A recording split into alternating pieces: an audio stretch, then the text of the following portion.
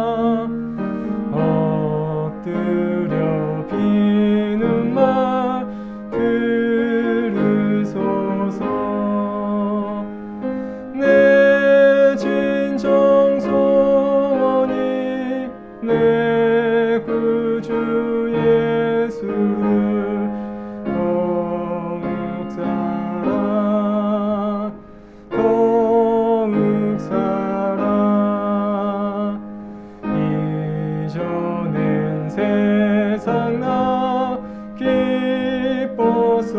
기뻤어도 지금 내 기쁨은 오직 예수. 다만 내 비는 말 내 구주 예수를 더욱 사랑 더욱 사랑. 이 세상 떠날 때 찬양하고 숨질 때 하는 말 이것일세. 다만 내 비는 말 내 구주 예수를 더욱 사랑 더욱 사랑.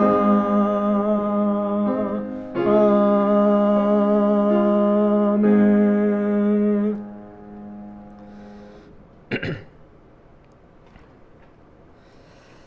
사랑하는 여러분, 오늘은 성령 강림후 제18주이며 농촌 선교 주일입니다. 시편 65편 11절에서 13절 말씀을 힘입어 하나님을 예배하는 자리로 나아갑시다. 주의 은택으로 한 해를 관시우시니 주의 길에는 기름방울이 떨어지며 들의 초장에도 떨어지니 작은 산들이 기쁨으로 띠를 띠었나이다. 초장은 양떼로 옷 입었고 골짜기는 곡식으로 덮였음에 그들이 다 즐거이 외치고 또 노래하나이다. 아멘. 경배 찬송입니다. 찬송가 26장을 찬양하겠습니다.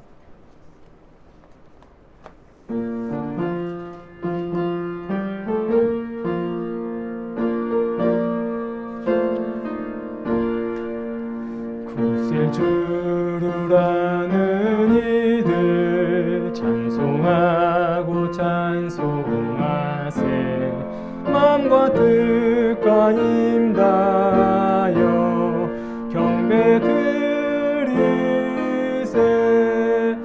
주를 알지 못한 이들 주같이 인도하사 그의 피로 구속하니 찬송 부르세 약한 사람 도움받아 시험 중에 참게 되니 모든 죄를 이기리며 믿음뿐이라 진리 되신 우리 주는 영원토록 변함없네 성도들아 주를 믿어 길이 섬기세.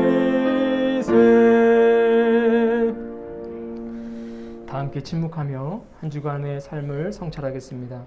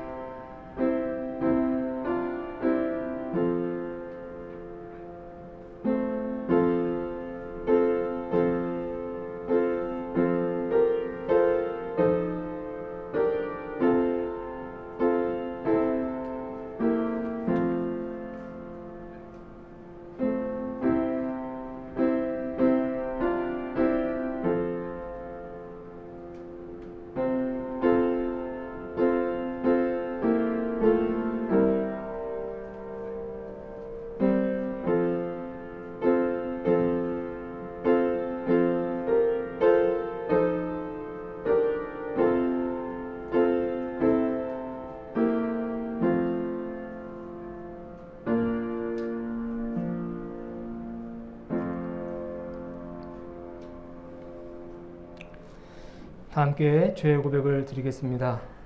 주님, 우리가 돈 때문에 생명을 귀중히 여기지 않았고 인격과 양심을 잃어버린 채 살아가고 있습니다.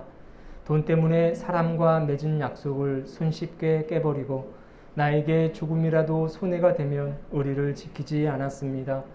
사람보다 돈을 더 사랑하였고 사용해야 할 물질을 섬김의 대상으로 여기며 살았음을 고백합니다. 물질을 절대화하여 우상으로 섬기지 않게 하시고 물질보다 의리와 신의를 더 소중히 여기게 하옵소서. 우리 주 예수 그리스도의 이름으로 기도합니다. 아멘. 잘못된 행실을 버리고 주님의 말씀을 따라 살기로 다짐하는 자에게 주시는 우리 주님의 위로와 용서의 말씀을 들으시길 바랍니다. 예수께서 대답하여 이르시되 기록되었으되 사람이 떡으로만 살 것이 아니요 하나님의 입으로부터 나오는 모든 말씀으로 살 것이라 하였느니라. 예수께서 말씀하시되 사탄아 물러가라. 기록되었으되 주 너희 하나님께 경배하고 다만 그를 섬기라 하였느니라. 아멘. 마태복음 4장 4절 10절 말씀입니다. 교독문 15번입니다. 시편 118편을 교독하겠습니다.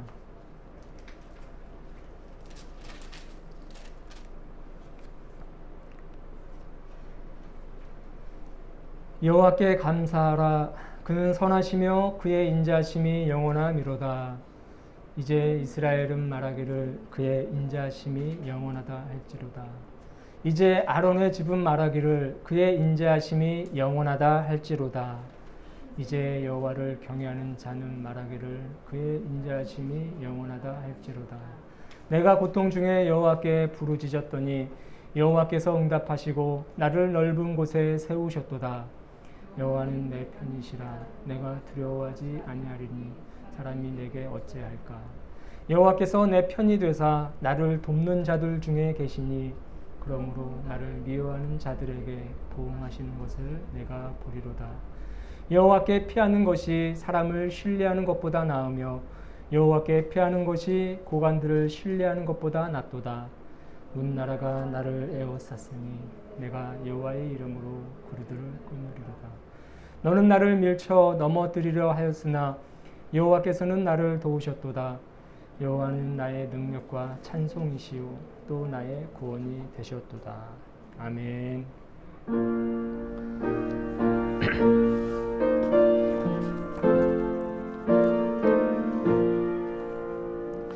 이 천지가 만물들아 복 주시는 주 여호와 전능성부 성자 성령 찬송하고 찬송하세.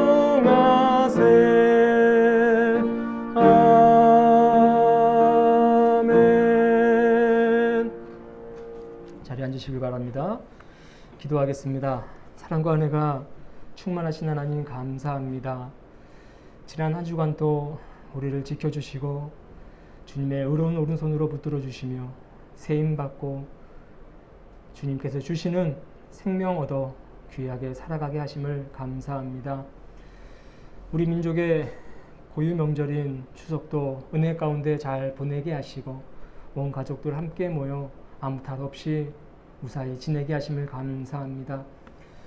명절을 통하여 우리 가족의 소중함을 깨닫게 하시고 하나님이 그 가정을 사랑의 공동체로 부르셨다는 사실을 기억하게 하여 주시옵소서.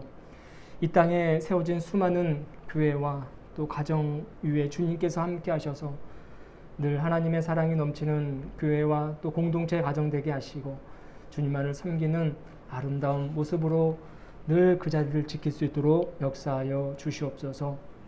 우리의 삶을 늘 의로 인도하시는 주님만을 찬송합니다. 하나님께서 우리의 잘못된 행실을 보시고 늘 수정하시며 옳은 길로 인도하시는 그 애쓰심 또한 저희가 기억합니다. 하나님 말씀대로 살아갈 수 있는 지혜를 더하여 주시고 세상의 유혹과 헛된 가치에 흔들리지 않는 참된 신앙과 삶을 유지하게 하여 주시옵소서. 하나님 말씀 안에 참된 생명이 있음을 기억하게 하시고 하나님 말씀이 이 땅에 필요한 보편적인 진리가 된다는 그 확신을 갖고 살게 하여 주시옵소서. 우리의 삶이 어렵고 위기 가운데 치달을 때마다 하나님의 말씀을 무기 삼아 살아갈 수 있도록 도와주시고 그 말씀을 지표 삼아 우리의 삶을 수정해 나아갈 수 있도록 도와주옵소서. 무엇보다도 하나님 말씀에 참된 생명이 있음을 믿습니다. 하나님 말씀만이 우리를 구원의 길로 인도하는 줄로 믿사오니 말씀을 통해 우리가 영생의 길로 나아갈 수 있다는 사실을 의심하지 않으며 살게 하여 주시옵소서. 이 땅에 세워진 한국교회와 또 우리 함께 가는 교회 주님께서 지켜주시고 늘 부흥하고 성장할 수 있도록 도와주시며 어둠이 가득한 이 시대에 빛과 소금의 역할을 감당하는 교회들 되게 하여 주시옵소서. 세상이 교회를 향한 비난과 손가락질을 멈추지 않지만 그 비난과 손가락질은 우리를 향한 채찍이 되는 줄로 믿습니다. 교회가 더욱더 교회다워지라는 세상의 관심이요 세상의 요구인 줄로 믿사오니 교회가 더욱더 교회다워질 수 있도록 도와주시고 이웃들과 이 사회의 어두움과 아픔을 품어낼 수 있고 올바른 길을 제시할 수 있는 빛된 교회들이 되게 하여 주시옵소서. 교회의 그런 귀한 사명을 하나님께서 위임하시는 줄 믿사오니 이 세상을 리더할 수 있는 복된 공동체가 되게 하여 주시고 우리 함께 가는 교회 되게 하여 주시옵소서. 하나님 이 시간도 주님 앞에 모인 수많은 영혼들 주님께서 지켜주시고 그들의 영혼을 주님의 사랑과 은혜와 위로로 채워 주시옵소서.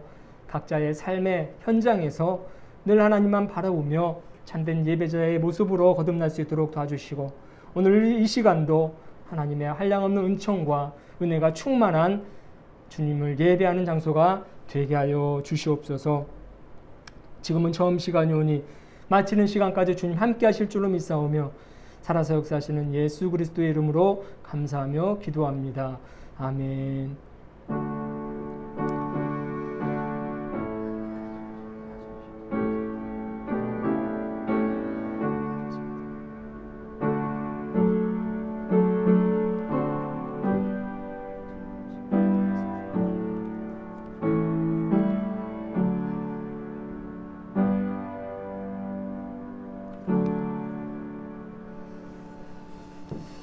오늘의 말씀은 느헤미야입니다. 느헤미야 1장 1절부터 11절까지 말씀입니다. 하가랴의 아들 느헤미야의 말이라. 아닥사스다 왕 제20년 기슬르월에 내가 수상궁에 있는데 내 형제들 가운데 하나인 하나니가 두어 사람과 함께 유다에서 내게 이르렀기로 내가 그 사로잡힘을 면하고 남아있는 유다와 예루살렘 사람들의 형편을 물은즉 그들이 내게 이르되 사로잡힘을 면하고 남아있는 자들이 그 지방 거기에서 큰 환난을 당하고 능욕을 받으며 예루살렘 성은 허물어지고 성문은 불탔다 하는지라. 내가 이 말을 듣고 앉아서 울고 수일 동안 슬퍼하며 하나님의 앞에 금식하여 기도하여 이르되 하늘의 하나님 여호와 크고 두려우신 하나님이여 주를 사랑하고 주의 계명을 지키는 자에게 언약을 지키며 긍휼을 베푸시는 주여 간구하나이다. 이제 종이 주의 종들인 이스라엘 자손을 위하여 주야로 기도하며 우리 이스라엘 자손이 주께 범죄한 죄들을 자복하오니 주는 귀를 기울이시며 눈을 여시사 종의 기도를 들으시옵소서. 나와 내 아버지의 집이 범죄하여 주를 향하여 크게 악을 행하여 주께서 주의 종 모세에게 명령하신 계명과 율례와 규례를 지키지 아니하였나이다. 옛적에 주께서 주의 종 모세에게 명령하여 이르시되 만일 너희가 범죄하면 내가 너희를 여러 나라 가운데서 흩을 것이요 만일 내게로 돌아와 내 계명을 지켜 행하면 너희 쫓긴 자가 하늘 끝에 있을지라도 내가 거기서부터 그들을 모아 내 이름을 두려고 택한 곳에 돌아오게 하리라 하신 말씀을 이제 청하건대 기억하옵소서. 이들은 주께서 일찍이 큰 권능과 강한 손으로 구속하신 주의 종들이요 주의 백성이니이다. 주여 구하오니 귀를 기울이사 종의 기도와 주의 이름을 경외하기를 기뻐하는 종들의 기도를 들으시고 오늘 종이 형통하여 이 사람들 앞에서 은혜를 입게 하옵소서 하였나니 그때에 내가 왕의 술관원이 되었느니라. 아멘. 이는 살아계신 하나님의 말씀입니다. 주님을 찬양합니다. 특별 찬양하겠습니다. 예수 사랑합니다. 찬양하겠습니다.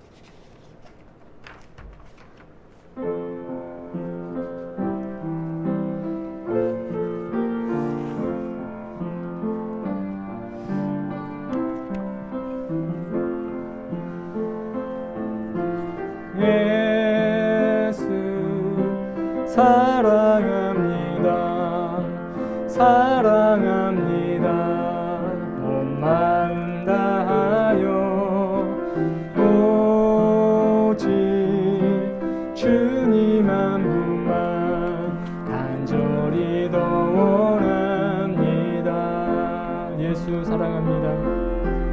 예수 사랑합니다. 사랑합니다. 온 마음 다하여 오직 주님 한 분만 간절히 더 원합니다. 넘쳐나네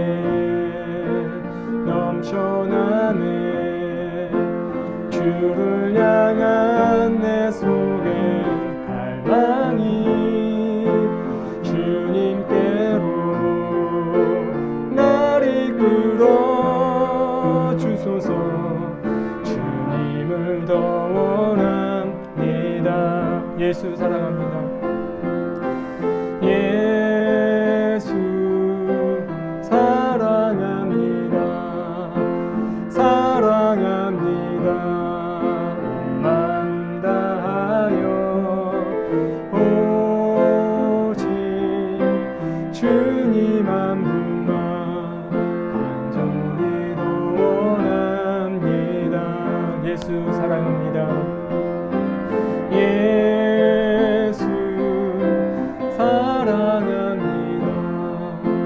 사랑합니다. 온 마음 다하여 오직 주님 한 분만 간절히 더 원합니다. 넘쳐나네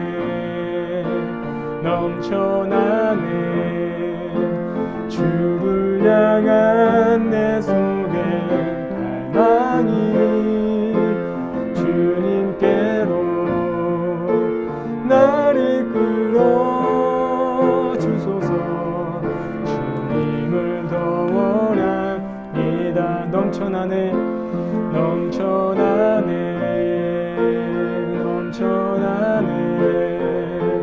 주를 향한 내 속에 갈망이 주님께로 날 이끌어 주소서.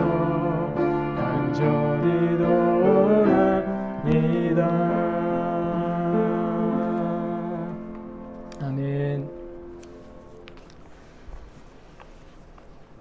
이 찬양의 가사처럼 우리가 온 마음을 다해서 주님을 찬양할 때에 주님의 사랑이 우리의 삶 속에 가득 채워지고 우리의 영혼을 의의 길로 또 생명의 길로 인도하게 될 줄로 믿습니다.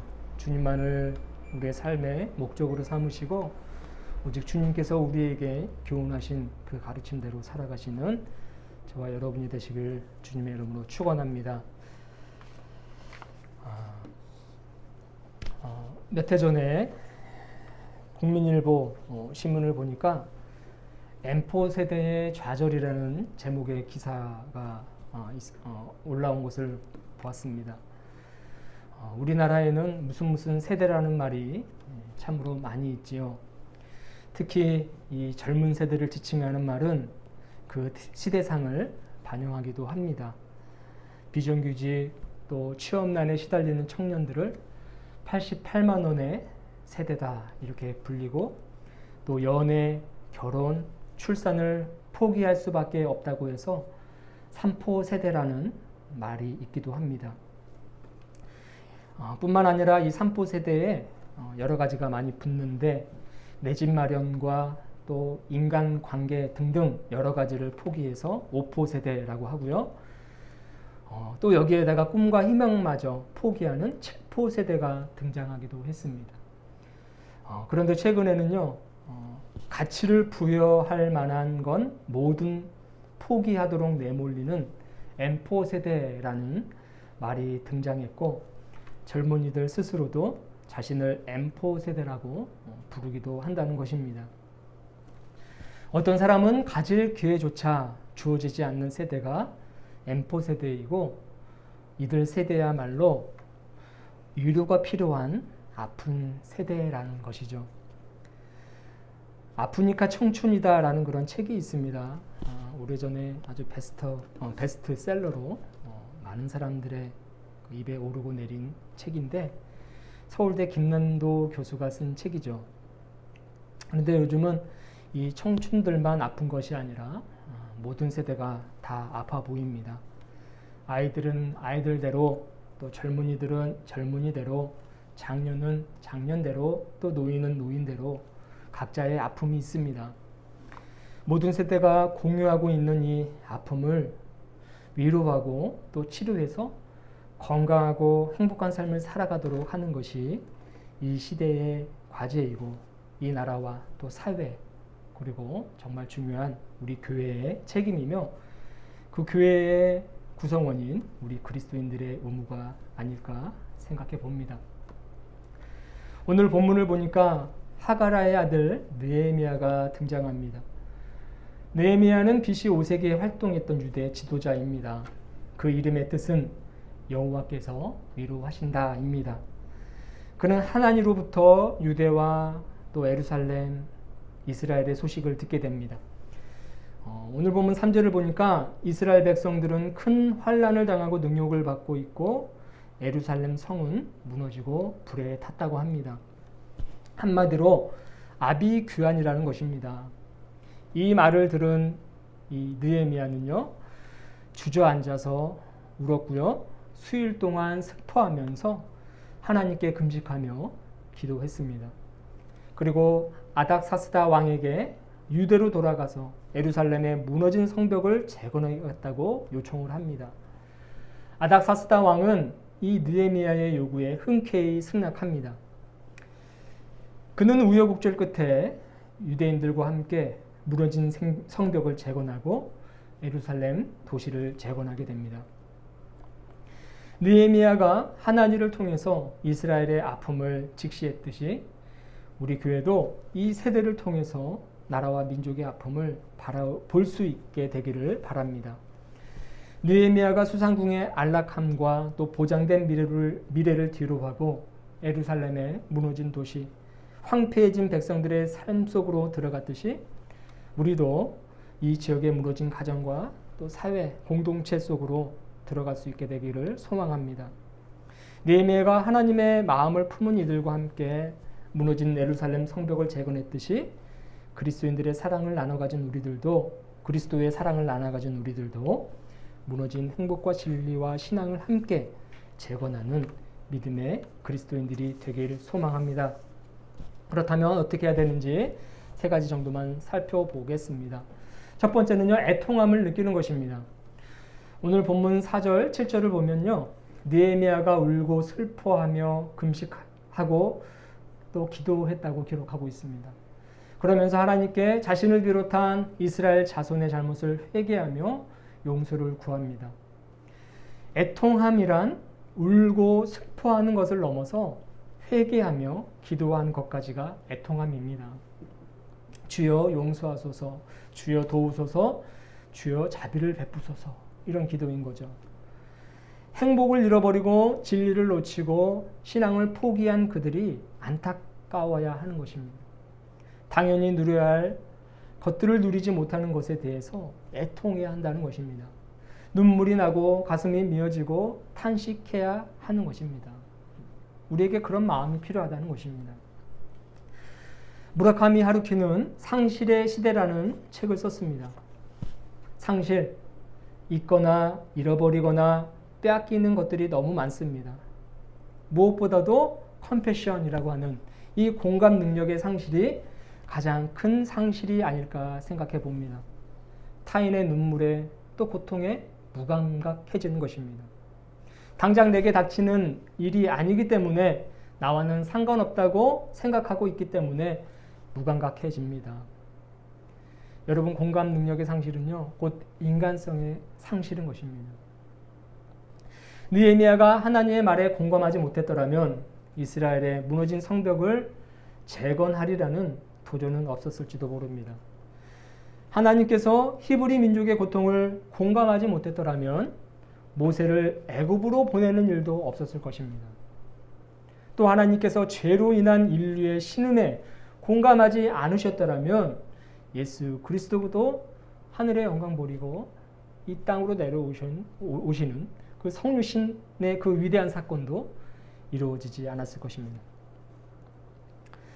우리나라 속담에는요, 강 건너 불구경 하듯 한다라는 말이 있습니다. 그런데 요즘은 이런 속담이 무색합니다. 강 건너 불구경 하지도 않습니다. 우리는 강 건너 불구경이라도 해야 한다라는 말로 바뀌어야 되지 않을까 생각이 됩니다. 너무나 타인에 대해서 무감각해지기 때문에 이런 어떤 속담의 변형도 필요한 시대가 아닌가 싶습니다. 왜 우리는 타인의 고통과 불행을 애통해하며 그들을 도와줘야 하는가에 대한 답은 이것입니다. 우리가 믿고 따르는 예수 그리스도께서 그렇게 사셨기 때문입니다. 또 다른 한 가지는요, 그래야만 내가 고통을 당하고 불행할 때에 누군가가 나를 도와줄 것이기 때문입니다. 누군가가 넘어졌을 때 내가 일으켜줘야지, 내가 넘어졌을 때에 또 다른 누군가가 나를 일으켜 세워주고 나를 도와주기 때문이라는 것이죠. 그런 믿음을 가지고, 그런 어떤 애통함을 가지고 우리는 살아가야 된다는 것입니다. 타인의 고통이 곧 나의 고통이다. 타인의 슬픔이 곧 나의 슬픔이다. 타인의 위기가 곧 나의 위기다. 이런 인식을 가지고 살아가야 된다는 것이죠. 요즘 코로나19가 도저히 잡히지 않을 것만 같은 그런 시대입니다. 위드 코로나라는 말이 여기저기서 나오고 있지만 코로나랑 함께 살아가는 것이 두려운 사람들이 너무나도 많이 있습니다. 우리 주변을 보면 코로나로 인해서 여러분 고통받고 신음하는 이들이 얼마나 많은지 모릅니다. 우리가 그들을 바라볼 때에 그들의 고통과 아픔이 저들의 고통과 아픔이 되어서는 안 된다는 것이죠. 저들의 고통과 아픔이 언젠간 나의 고통이 될 수 있고 나의 아픔이 될 수 있다는 생각을 가지고 살아가야 되고 그들의 아픔을 위로하고 그들의 고통을 어떻게 하면 치유할 수 있을까 고민해 보는 그런 인식도 필요하다는 것이죠. 우리도 코로나 속에서 살아가고 있는 존재이기 때문입니다. 사랑하는 여러분, 애통함을 느끼며 타인의 고통에 민감해하며 살아가시는 저와 여러분이 되시길 주님의 이름으로 축원합니다. 여러분, 둘째로 하나님의 말씀을 기억하는 것입니다. 다른 말로는 하나님의 약속을 기억하는 것입니다. 오늘 본문 8절에서 9절을 보면 느헤미야는 하나님께서 모세에게 하신 말씀을 기억하여 기도합니다. 너희가 범죄하면 너희를 흩을 것이지만 회개하고 내 계명을 지켜 행하면 너희들이 저기 저 하늘 끝에 있을지라도 내가 택한 곳으로 돌아오게 할 것이다 라는 말씀이었습니다. 느헤미야는 하나님의 방식을 깨달은 사람입니다. 하나님의 방식은 무엇입니까? 말씀대로 사는 것입니다. 하나님께서 그렇게 설계해 놓으셨습니다. 우리 인생은 하나님 말씀대로 살 때에 가장 올바른 삶이 되고 가장 행복한 삶이 된다라고 하나님께서 세상을 창조하실 때에 그렇게 이미 설계해 놓으셨습니다. 말씀대로 살면 형통해집니다.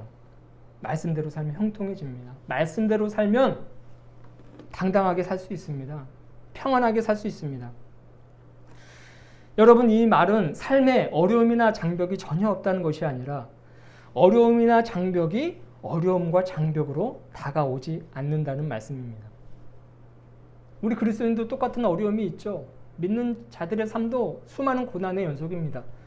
그러나 말씀대로 살 때는 그 고난이 되지 않고 어려움이 되지 않는다는 거예요. 그것은 나를 한 단계 성숙시키고 내가 하나님께로 한 발짝 더 나아갈 수 있는 디딤돌이요 사다리가 되어준다는 거예요. 성경이 증명하지 않습니까? 수많은 고난과 역경이 있을지라도 하나님 말씀대로 살아갔던 사람은 결국 승리의 삶이고 행복한 삶을 살았다고 성경이 증거하고 있기 때문입니다. 심지어 우리 인간에게 가장 큰 두려움인 죽음까지도 기꺼이 받아들일 수 있는 그런 삶을 살게 된다는 거예요. 하나님 말씀대로 살아가면. 느헤미야는 하나님으로부터, 즉 하나님의 말씀과 하나님께서 말씀으로 약속하신 것들, 그런 것들로부터 벗어났던 자신과 백성들의 삶을 되돌아보고요, 회개합니다. 그리고 다시금 하나님 말씀을 붙잡습니다. 즉 하나님께로 돌아갔다는 것입니다. 이스라엘 백성은 이러한 전통을 잘 이어받았습니다.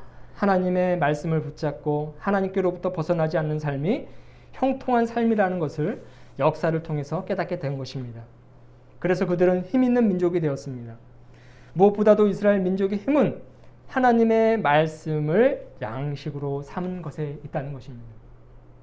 하나님 말씀을 양식으로 삼는 자의 삶은요, 위대할 수밖에 없고 강한 삶이 될 수밖에 없다는 것입니다. 이지성 작가가 쓴 생각하는 인문학에 보면 우리나라와 유대 민족을 비교한 내용이 있습니다. 인구수는 약 5천만 명 대 약 1,400만 명. 우리나라가 약 5천만 명 되죠. 5천만 명 넘었나요? 그리고 유대인들은 약 1,400만 명 정도의 수준이에요. 그런데 노벨상 수상자는요, 1대 184입니다. 우리나라는 한 명?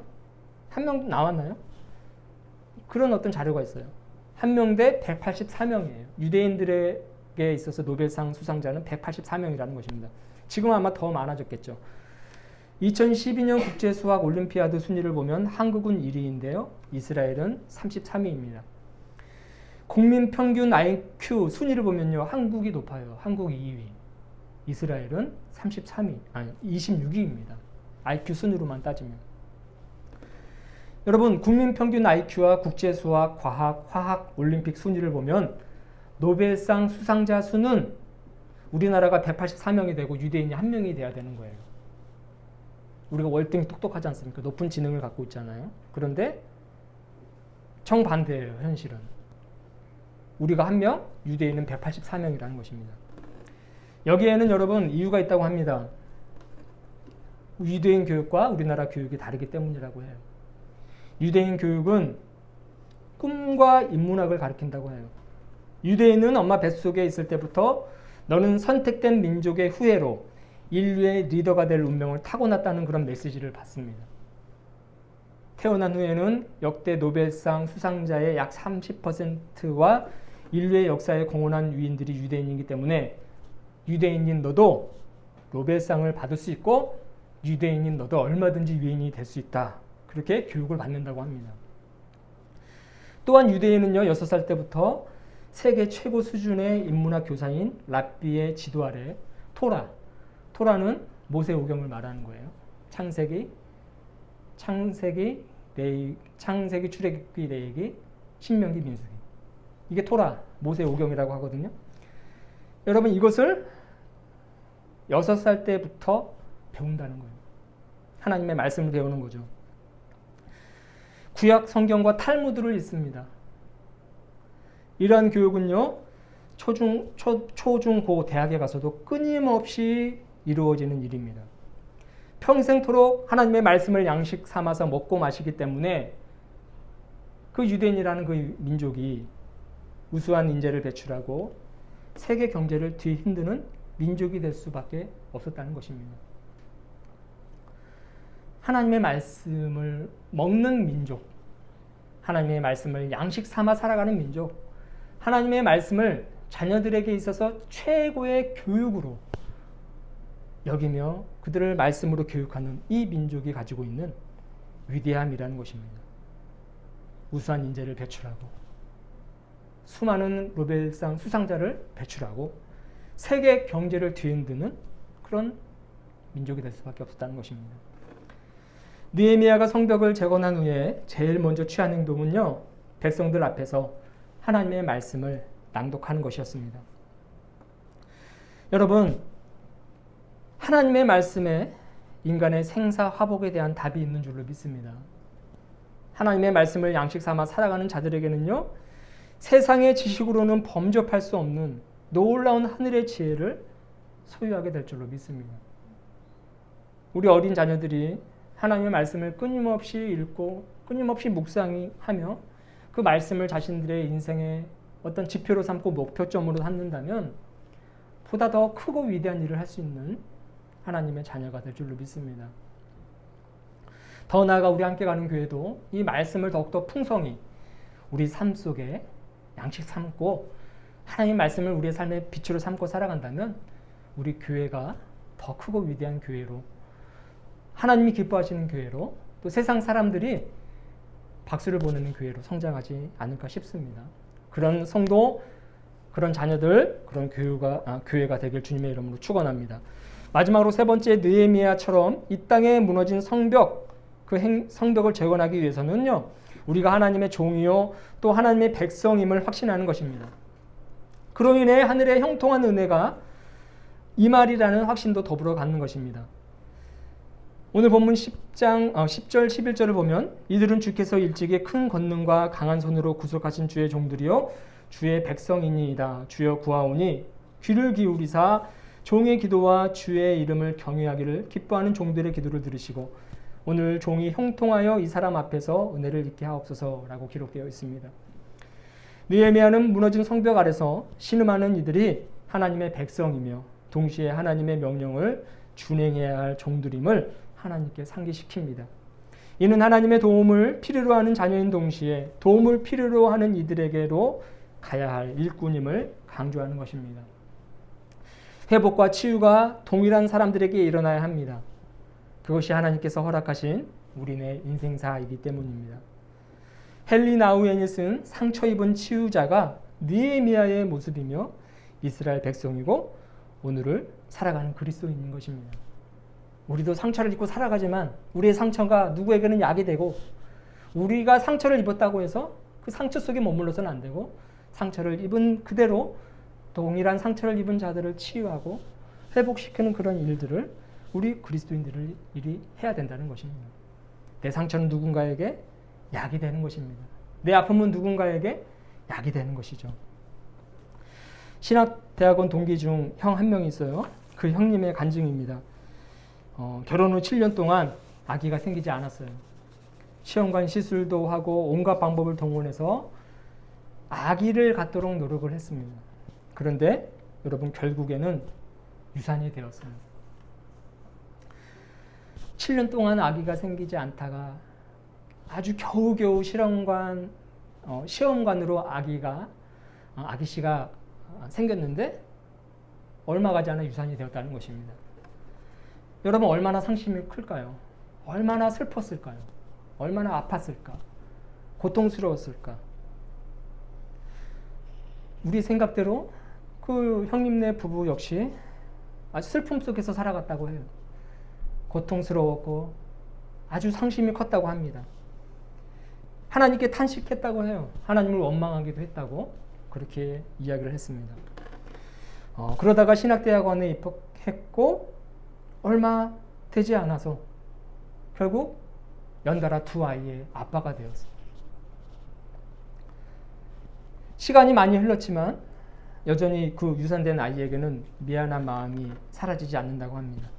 세상의 빛을 보지 못했지만 사랑스러운 아이였을 것이라고 말을 해요.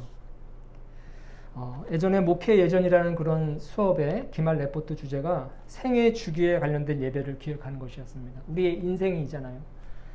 나이를 먹어감에 따라 또 성장함에 따라 필요한 어떤 예배, 그것은 무엇일까 한번 기획해봐라. 그것이 레포트였는데 그 형이 어떤 주제로 레포트를 썼냐면 아이를 유산한 부부를 위한 위로 예배, 그 예배를 기획을 했어요. 그래서 A+를 받았다고 합니다. 자신이 유산한 경험이 있기 때문에 그 유산을 받은 그 고통, 그 아픔, 그것을 본인들이 절감했기 때문에 누군가가 유산으로 고통을 받는다면 이제 비로소 내가 그런 경험이 있기 때문에 그들을 보다 더 잘 위로할 수 있을 것이다. 있게 될 것 같다. 그렇게 말을 하는 것을 들었던 거예요. 여러분, 나의 상처가 누군가에게는 약이 돼요. 나의 눈물이 누군가에게는 위로가 된다는 사실을 기억하시길 바랍니다. 하나님의 종이요, 하나님의 백성은 선택받은 이스라엘 민족만을 말하지 않습니다. 예수 그리스도의 보혈로 인해서 유대인이나 또 헬라인이나 이방인 할 것 없이 모두가 구원받는 하나님의 자녀요, 하나님의 백성이 되었어요. 하나님의 백성이자 일꾼인 우리가 느헤미야처럼 먼저 무너진 행복과 진리와 신앙을 회복해서 이 나라와 민족과 이 지역사회에 무너진 성벽을 함께 재건하는 믿음의 성도들이 되시기를 주님의 이름으로 축원합니다. 기도하겠습니다. 참 좋으신 주님 감사합니다. 느헤미야처럼 살아갈 수 있도록 도와주시옵소서. 우리가 진리와 신앙 또 하나님의 말씀을 회복해서 이 나라와 또 이 지역사회에 무너진 성벽을 함께 재건해 나갈 수 있도록 도와주옵소서. 코로나로 인하여 많은 사람들의 삶이 흔들리고 있습니다. 우리들도 흔들리고 있지만 함께 이 위기, 흔들리는 이 위기를 극복해 나아갈 수 있도록 주님께서 도와주시옵소서. 감사를 드리며 걸어가신 예수님의 이름으로 기도합니다. 아멘. 사도신경으로 신앙 고백을 드리겠습니다. 나는 전능하신 아버지 하나님, 천지의 창조주를 믿습니다. 나는 그의 유일하신 아들, 우리 주 예수 그리스도를 믿습니다. 그는 성령으로 잉태되어 동정녀 마리아에게서 나시고 본디오 빌라도에게 고난을 받아 십자가에 못 박혀 죽으시고 장사된 지 사흘 만에 죽은 자 가운데서 다시 살아나셨으며 하늘에 오르시어 전능하신 아버지 하나님 우편에 앉아 계시다가 거기로부터 살아있는 자와 죽은 자를 심판하러 오십니다.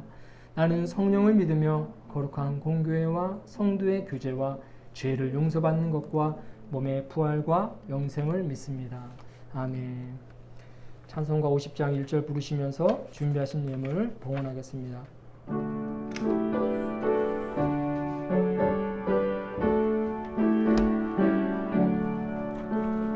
내게 있는 모든 것을 아낌없이 드리네.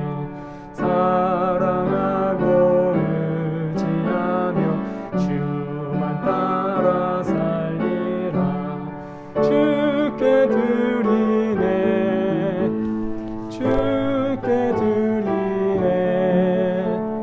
사랑하는 구주 앞에 모두 드리네. 아멘. 드려진 예물 위해서 기도하겠습니다. 주님 은혜 감사하며 귀한 예물 드립니다. 이 예물이 하나님 나라 확장하는 귀한 도구가 되게 하여 주시옵소서.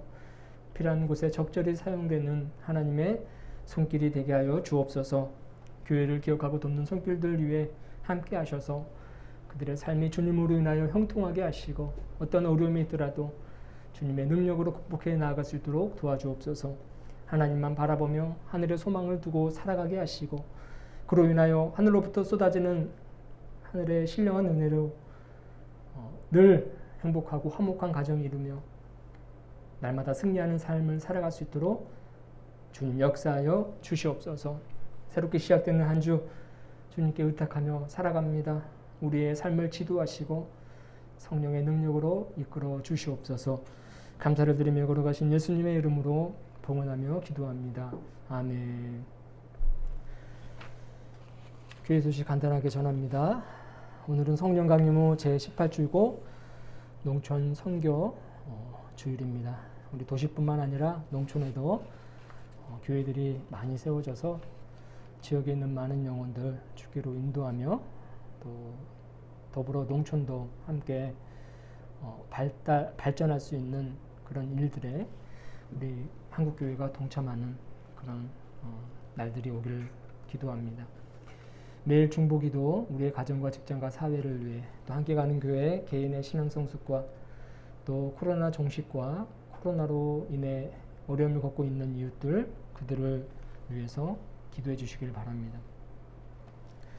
우리 자리에서 일어나시면서 평화 인사를 나누겠습니다. 주님의 평화가 당신과 함께. 주님의 평화가 당신과 함께.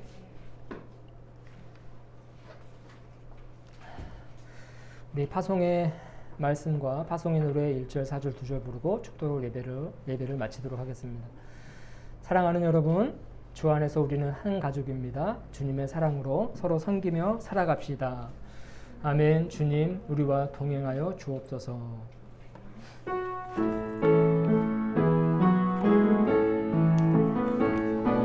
주님의 평화가 우리의 만남 속에 넘치게 하소서. 넘치게 하소서. 평화의 주여, 평화의 주여, 당신의 나라가 우리 가운데 샘솟게 하소서. 주님의 생명이 우리의 만남 속에 넘치게 하소서. 넘치게 하소서.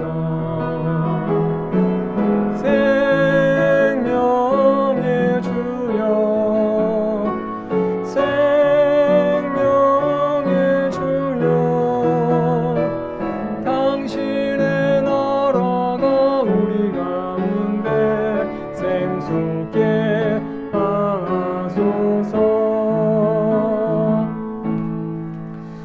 이제는 우리 구주 예수 그리스도의 구속의 은혜와 하나님 아버지의 놀라우신 사랑하심과 성령님의 험화감동 위로 그 놀라운 능력이 예배를 마치고 이 시대와 수많은 고통받는 사람들과 함께 울고 웃으며 살아가고자 다짐하는 교우들의 머리 위에 가족과 만나는 이웃들 위해 이제부터 영원토록 함께 하시기를 간절히 축원하옵나이다.